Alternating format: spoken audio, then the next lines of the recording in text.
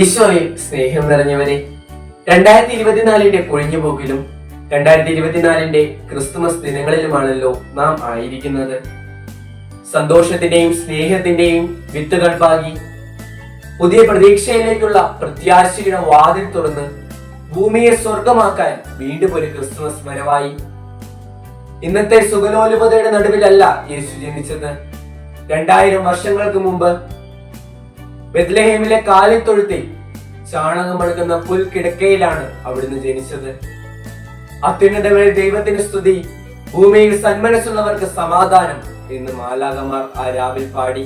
താരകം പുഞ്ചിരി തൂകി കുളിരണിഞ്ഞു നിന്ന ആ രാത്രിയിൽ പാവപ്പെട്ട ആട്ടിടയർക്കും കിഴക്ക് നിന്നും വന്ന രാജാക്കന്മാർക്കും മാത്രം വഴികാട്ടിയായി ഒരു ദിവ്യ നക്ഷത്രം.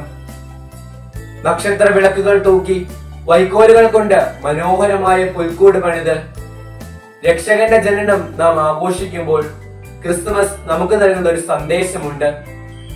ഓരോ മനുഷ്യനും താൻ ആയിരിക്കുന്ന അവസ്ഥയിൽ മറ്റുള്ളവനെ സ്നേഹിച്ച്, രോഗികളെ ശുശ്രൂഷിച്ച്, അറിവില്ലാത്തവർക്ക് അറിവ് പകർന്നു കൊടുത്ത് മറ്റുള്ളവർക്ക് നന്മ ചെയ്ത് ജീവിക്കണമെന്ന്.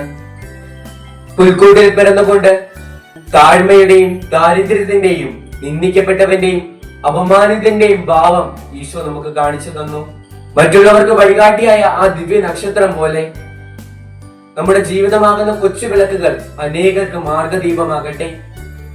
മഞ്ഞ് പെയ്യുന്ന ഈ ക്രിസ്മസ് ദിനങ്ങളിൽ മനസ്സിൽ സ്നേഹത്തിന്റെ പുൽക്കൂട് തീർത്ത് ഉണ്ണി ഈശോയുടെ തിരുപ്പിറവയ്ക്കായി നമുക്ക് ഒരുങ്ങാം.